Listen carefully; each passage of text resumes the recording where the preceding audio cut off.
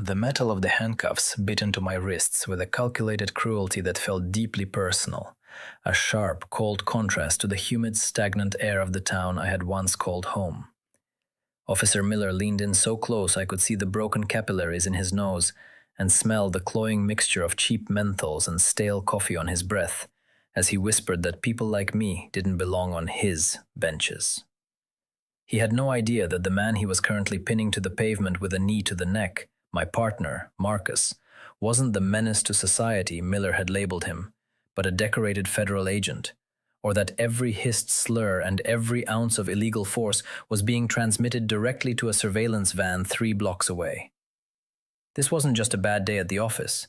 It was the moment a 3-month deep cover operation collided with the very rot we were sent to excise, and the sound of the handcuffs clicking shut was the first note in the symphony of Miller's professional funeral. Before the world turned into a blur of asphalt and flashing blue lights, there was the silence of Oak Ridge. Coming back to my hometown on an undercover assignment felt like stepping into a ghost story. I grew up in the shadow of the old paper mill, a place where everyone knew your grandmother's maiden name, and the Saturday morning air always smelled of pine needles and damp earth. It was a town that prided itself on its old-fashioned values, a euphemism that I had learned, even as a child, was a thin veil for something much darker simmering beneath the surface. My life before this assignment was one of meticulously built order, a clean apartment in the city, the sterile fluorescent halls of the bureau, and the rhythmic, predictable safety of paperwork and procedure. But returning to Oak Ridge meant stripping all of that away.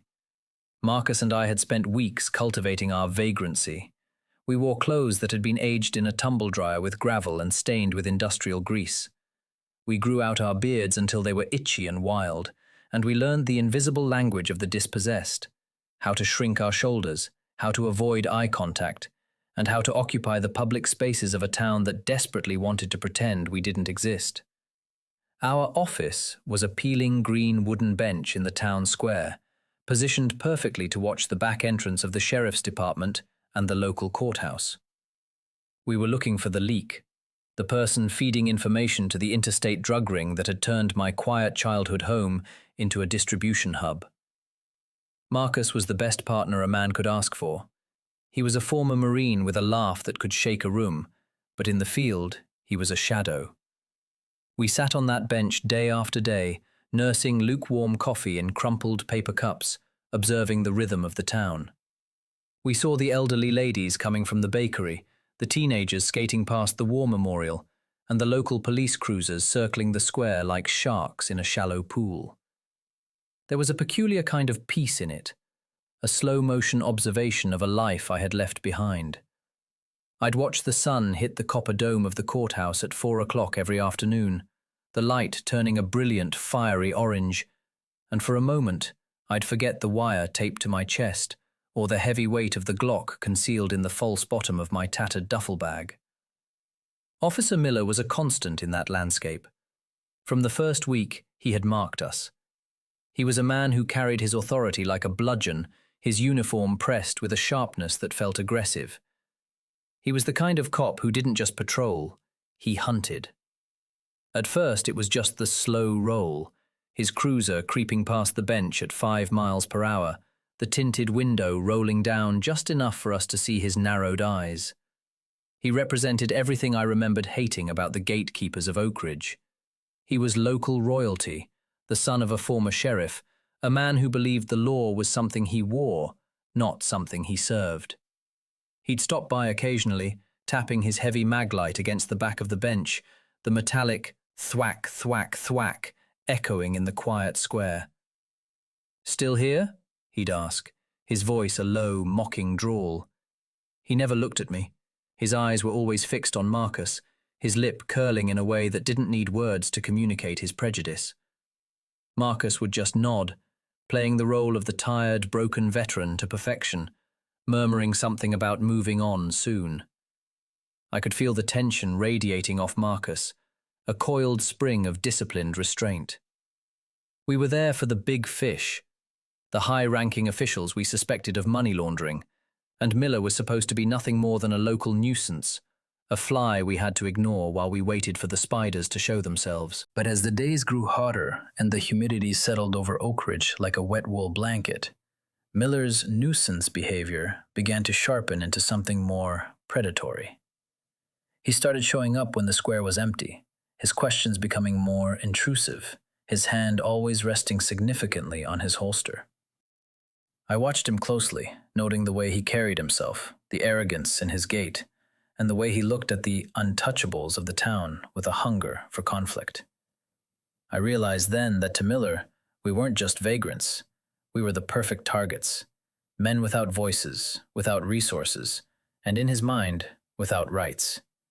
He was the king of this small, crumbling castle, and he was looking for a way to prove it. I didn't know then that the very bench we sat on, the one I had chosen for its tactical advantage, was about to become the stage for a betrayal of public trust so blatant it would shatter the town's peaceful facade forever. I just kept my head down, gripped my cold coffee cup, and waited, unaware that the quiet life of our stakeout was about to explode into a nightmare of systemic violence. The air in Oak Ridge grew heavy, not just with the impending summer storm, but with a tension that felt like a piano wire stretched to its breaking point. For 2 weeks, Officer Miller's harassment had been a predictable, if disgusting, routine. But on Tuesday, the tone shifted. It started with the questions. They were no longer about where we had slept or which soup kitchen we frequented. Miller began asking about the Old Mill project, a specific, highly confidential redevelopment plan that was the front for the drug cartel's money laundering scheme. "You boys seem real interested in the traffic coming in and out of that mill," Miller said, leaning against his cruiser, his sunglasses reflecting the grimy square. He was twirling his heavy wooden baton, a rhythmic thwack against his palm. "I don't like people who take too much interest in local business. It's bad for the soul, makes a man disappear." I felt a chill that had nothing to do with the breeze. Beside me, Marcus shifted his weight, his fingers twitching, a tell I knew meant he was seconds away from a tactical response. I caught his eye, a silent plea to stay in character. "We're just sitting, officer," I mumbled, staring at my boots. "Free country, right?" Miller let out a short, dry bark of a laugh. "Free for some, not for you. I've been watching you two on the cameras. You don't move like junkies. You don't even look for scraps. You just watch. And I don't like being watched." Later that night, the voice of our handler, Sarah, crackled in my earpiece, thin and distorted by the distance. "Eagle 1, be advised. We're seeing increased activity from the sheriff's department. Miller just spent 40 minutes in the back office of the mill. We think he's more than just a local bully. He might be the handler for the local security. Stay alert. If he pushes, we pull you out." "Negative," I whispered into my collar, huddled in the shadows of an alleyway. "We're too close. He's twitchy. Twitchy people make mistakes." The mistake happened on Wednesday afternoon. The heat was a physical weight, the kind that makes people's tempers flare and their skin feel too tight. We were in our usual spot on the bench when Miller's cruiser screeched to a halt, jumping the curb. He didn't get out slowly this time. He stormed toward us, his face a mask of purple-veined fury. "Stand up," he roared, his hand hovering over his service weapon. "Both of you, hands on your heads, now!" As we complied, the world seemed to narrow down to the sound of my own thudding heart. This wasn't a standard, move along order. This was an escalation. "We haven't done anything, officer," Marcus said, his voice level, though I could see the muscles in his neck cording. "I said hands on your heads," Miller screamed, his spittle hitting Marcus's cheek. He kicked Marcus's duffel bag, the one containing our secondary comms and my backup weapon, sending it skidding across the concrete. "I ran your descriptions through a friend of mine, not the official channels, those are too slow. A friend in the city. He says you two look an awful lot like some contractors who were sniffing around a warehouse in Philly last year." My stomach did a slow, sickening roll. The Philly job was where Marcus and I had first worked together. If Miller had a source there, our cover wasn't just blown, it was incinerated. Then came the point of no return. Miller reached into his pocket and pulled out a small, leather-bound ledger, the kind of thing a cop uses for unofficial notes. But as he flipped through it, looking for a name, A loose photograph fluttered out and landed face up on the pavement between us. Time didn't just slow down, it froze. My vision tunneled until all I could see was that glossy 4x6 piece of paper. It was a surveillance photo, but not of a suspect. It was a photo of me and Marcus. We were standing in front of the federal building in DC 3 months ago, dressed in our charcoal suits, holding briefcases. I was laughing at something Marcus had said. The shock hit me like a physical blow to the solar plexus. My lungs seized, refusing to take in the humid air. A cold, prickling sensation raced from the base of my skull down to my fingertips, leaving my hands feeling numb and distant. The ground beneath my tattered sneakers felt like it was liquefying, the solid concrete turning into a dark, bottomless abyss. My ears began to ring with a high-pitched metallic whine that drowned out the sounds of the town square. He knew. He had known for God knows how long. He wasn't just a racist cop looking for a target. He was the cartel's counterintelligence. "Recognize those two handsome fellas?" Miller sneered, noticing my gaze. He stepped on the photo, grinding his boot heel into my face on the paper. Feds. In my town. Thinking they can come down here with their big city badges and ruin a good thing. He leaned in close, his eyes wide and dancing with a terrifying, manic energy. "Here's how this is going to go. You're going to get in the back of my car. We're going to take a little drive out to the old quarry. And if you so much as breathe wrong, I'll tell the world I found two vagrants trying to pull a gun on a decorated officer. And in Oak Ridge, people believe me." The betrayal was total. It wasn't just Miller. It was the realization that the rot in this town went so deep that a local beat cop had access to federal surveillance files. My pulse hammered in my ears, a frantic, rhythmic thumping that felt like it would burst my eardrums. My mouth was dry, tasting of copper and fear. I looked at Marcus. He was perfectly still, his eyes locked on Miller. I could see the minute calculation in his gaze. We were trapped, outgunned, and our cover was gone. The man meant to uphold the law was now holding it like a knife to our throats. "Well?" Miller prompted, unholstering his taser and pressing the buzzing electrodes against Marcus's ribs. The sound of the electricity was a jagged, predatory snarl in the afternoon heat. "Are we going for a ride? Or do I start the party right here?" The buzzing of the taser was a jagged, electric snarl that seemed to vibrate in my very marrow. Miller didn't just want us in the car. He wanted us broken before we even left the curb. He shoved the electrodes harder into Marcus's side, and I watched my partner's jaw clench so tight I feared his teeth would shatter. Marcus didn't make a sound. He didn't give Miller the satisfaction of a groan, but his eyes, usually so full of life, were flat, cold, and fixed on a point somewhere over Miller's shoulder. It was the silence of a man who was already planning a kill, but to anyone else, it looked like the silence of a man who had finally been defeated. "Get in," Miller hissed, grabbing me by the collar and dragging me toward the open back door of the cruiser. The leather of the seats was scorching, smelling of stale sweat and sun-baked plastic. He slammed the door, the heavy thud sounding like a coffin lid closing. For a moment, it was just the two of us in the back, cuffed, the air conditioning struggling against the oppressive heat. I looked at Marcus, my heart hammering a frantic, uneven rhythm against my ribs. "Marcus," I whispered, "the wire, is it still—" "Shut up," Marcus breathed, his voice barely a ghost of a sound. He didn't look at me. He was staring at the mesh screen separating us from the front seat. "Just wait." Then, the driver's side door opened, and it wasn't Miller who sat behind the wheel. It was Sheriff Higgins. Higgins was a man I had looked up to as a child. He had been a friend of my father's, a man who had handed out Gold Star stickers to kids at the 4th of July parade. Now, he looked at us through the rearview mirror with a chilling, detached boredom. "You should have stayed in the city, Elias," Higgins said, his voice as smooth and dry as old parchment. "Your father was a good man. He would be ashamed to see you playing dress-up as a vagrant just to spy on your neighbors." The first twist hit me like a bucket of ice water. "You gave him the photo," I said, my voice trembling with a mixture of rage and disbelief. "You're the one with the contact in D.C. Higgins didn't deny it. He pulled the cruiser away from the curb, driving slowly, casually, through the streets I used to bike down as a kid. "The Bureau is an octopus, Elias.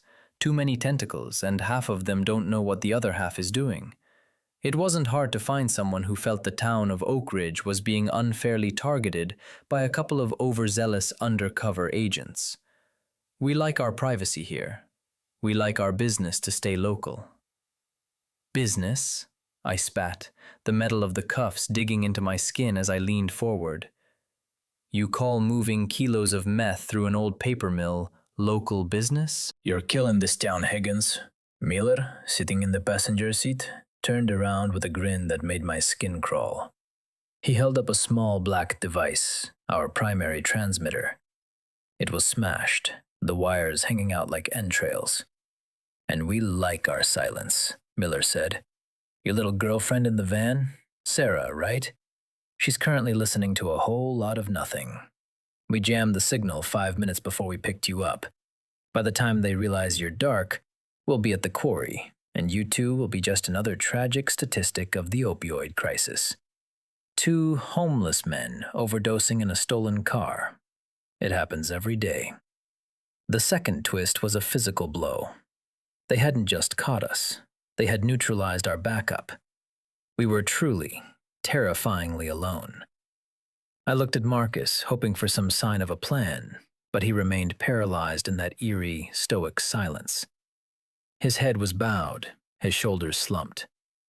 Seeing him like that, the strongest man I knew, reduced to a passenger in his own execution, was the most painful part of the betrayal. It felt like the world was collapsing in on itself. "You know, Elias," Miller continued, his voice dropping to a conspiratorial whisper, "I actually remember you. You were that scrawny kid who used to hang around the precinct after your dad died. Always asking questions. Always wanting to be a hero. Well, look at you now. A hero in rags, dying in the dirt of the town that forgot you existed." He reached over the seat and slapped me, a sharp, stinging blow that echoed in the small cabin. My head snapped back, the metallic taste of blood filling my mouth. I didn't cry out. I just stared at him, my vision blurring with tears of pure, unadulterated fury. "Why?" I managed to choke out, looking at Higgins's eyes in the mirror. "My father trusted you. He called you a brother." Higgins sighed, a long, weary sound. "Your father died broke, Elias. He died with a mortgage he couldn't pay and a pension that barely covered his funeral. I decided a long time ago that wasn't going to be me. The mill provides. It provides for the department, it provides for the schools, and it provides for me. If a few people get sick or a few strangers pass through, that's just the cost of doing business. You're the one who betrayed this town by coming back to destroy its prosperity." The logic was so warped, so fundamentally evil, that it left me breathless. They had convinced themselves that their greed was a civic duty. As the cruiser turned onto the gravel road leading toward the abandoned quarry, the third twist revealed itself. Miller's phone buzzed, and he put it on speaker. "We've got the van," a voice crackled over the line. "The woman put up a fight, but we've got her secured at the mill. What do you want us to do with her?" My heart stopped. Sarah. They didn't just jam her. They had captured her.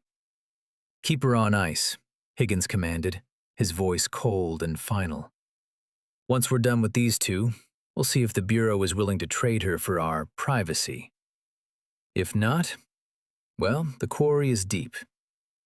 Miller laughed, a wet, guttural sound. He looked at me, his eyes dancing with malice. Hear that, Elias? You're not just dying today. You're the reason your friend is going to die, too. How's that for a homecoming? I felt a click inside my mind. It wasn't the sound of a lock, but the sound of something breaking. The last vestige of the boy who wanted to be a hero, replaced by a cold, calculating animal that only knew how to survive. The terror was gone, replaced by a white-hot, crystalline rage that burned away the fog in my brain. I looked at Marcus again, and this time he was looking back. In the depths of his dark eyes, I saw it, the same flickering flame. He wasn't broken. He was waiting for the exact moment the enemy became too comfortable in their victory. And as the cruiser slowed to a crawl at the edge of the dark, gaping maw of the quarry, I knew that moment had arrived. The clicking of my jaw was the only sound I allowed myself to make as the cruiser's tires crunched over the jagged gravel of the quarry. Miller hopped out, his boots kicking up a cloud of gray dust, his face twisted in a grin of expectant cruelty. He opened the back door and hauled me out by my upper arm, his fingers pinching deep into the muscle.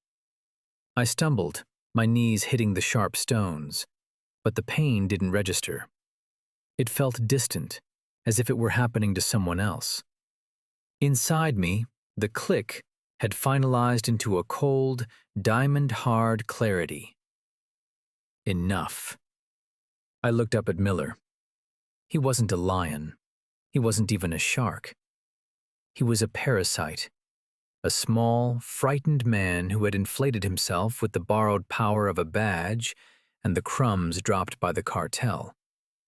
"Get up, Fed," Miller sneered, pulling his service weapon and aiming it at my forehead. "Say your prayers to the Bureau. Maybe they'll name a hallway after you." Beside me, Higgins stood by the car, lighting a cigarette with trembling fingers. He wouldn't look at us. He was a coward who let his subordinates do the dirty work where he kept his hands clean. "You think you've won?" I said, my voice coming out raspy but strangely steady. I didn't look at the gun. I looked into Miller's eyes, watching for the flicker of doubt. "But you forgot the first rule of the hunt, Miller. If you can see the bait, you're already in the trap." Miller laughed, a high, nervous sound. "What bait? You're in cuffs, your radio is trash, and your girl is—" "My girl is a tactical operations specialist who's been tracking your phone since the moment you stepped into that mill," I interrupted. I turned my head slightly to look at Marcus. "Marcus, now." The silence Marcus had maintained for the last hour hadn't been one of defeat. It had been the absolute stillness of a predator waiting for the wind to shift. In one fluid, explosive motion, Marcus's hands, which I now realized he had slipped from the cuffs minutes ago by dislocating his thumbs in the shadows of the back seat, swung upward. He didn't go for Miller's gun. He grabbed Miller's wrist and twisted, the sound of snapping bone echoing across the quarry like a dry branch breaking. Miller screamed, a shrill, pathetic sound, as his gun clattered to the gravel. Before Higgins could even drop his cigarette, the world exploded into color and sound. From the tree line surrounding the quarry, flashbangs detonated with ear-shattering cracks, turning the world into a blinding white haze. The rhythmic thump, thump, thump of a blacked-out HRT helicopter materialized from the horizon, its spotlight cutting through the dust like the eye of God. "FBI, drop the weapon, hands in the air." The cavalry didn't just arrive. They descended like an avalanche. Higgins fell to his knees immediately, his hands shaking above his head, weeping with the sudden, pathetic realization that his kingdom had turned into a prison. I stood up slowly, brushing the gravel from my torn trousers. Miller was on the ground, clutching his shattered wrist, his face pressed into the dirt he had threatened to bury us in. I walked over to him, leaning down so my shadow eclipsed him. "You told me I was a hero in rags," I whispered, my voice cold and lethal. "But you're just a traitor in a costume. And in this town, Miller, The only thing people hate more than a stranger is a man who sold out his own blood for a paycheck. I looked at Higgins, who was being zip-tied by an agent in full tactical gear. The Philly photo wasn't a leak, Higgins. It was a lure. We knew you had a contact. We just needed to know who he was. Thank you for the introduction. The killing line hit Higgins harder than any physical blow. His face went gray as he realized he hadn't been the hunter. He had been the recorded, monitored, and documented evidence we needed to dismantle the entire regional network. The hours that followed were a blur of activity. Sarah was recovered from the mill, unharmed, though she had managed to break the nose of the man guarding her before the team arrived. The big fish were swept up in synchronized raids across 3 states. The ledger Miller had so arrogancy brandished was the final piece of the puzzle, containing names, dates, and bank account numbers that would lead to decades of RICO charges for everyone involved. 3 months later, I returned to Oak Ridge one last time. I wasn't wearing rags and I wasn't hiding in the shadows.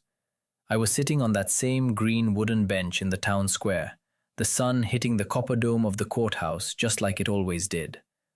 But the air felt different.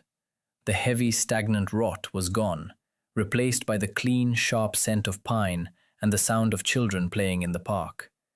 The mill had been seized and shuttered, its dark secrets aired out in a federal courtroom. Higgins and Miller were awaiting sentencing in a high-security facility, their names now synonymous with the betrayal of the town they claimed to protect. Marcus sat down next to me, 2 real cups of hot coffee in his hands. He looked different without the beard, clean-cut, professional, his eyes bright with the satisfaction of a job well done. He handed me a cup and looked out at the square. "Quiet today," he remarked. "It's a good kind of quiet," I replied. I thought about my father, and the man I thought Higgins was, and the man I had become. I had come back to Oak Ridge to save it from a monster, only to realize the monster was the very ground I had walked on. But as I watched a young family walk past, the father lifting his daughter onto his shoulders, I knew the town would heal. I took a sip of the coffee, feeling the warmth spread through my chest. The metal of the handcuffs no longer bit into my wrists. The only thing I felt was the weight of the badge in my pocket and the freedom of a man who had finally come home. Justice isn't always a hammer. Sometimes, it's just the light that finally reaches the dark corners of a room. I stood up, ready to leave Oak Ridge behind for good. I didn't need to look back. I knew that the truth, once spoken, could never be silenced again.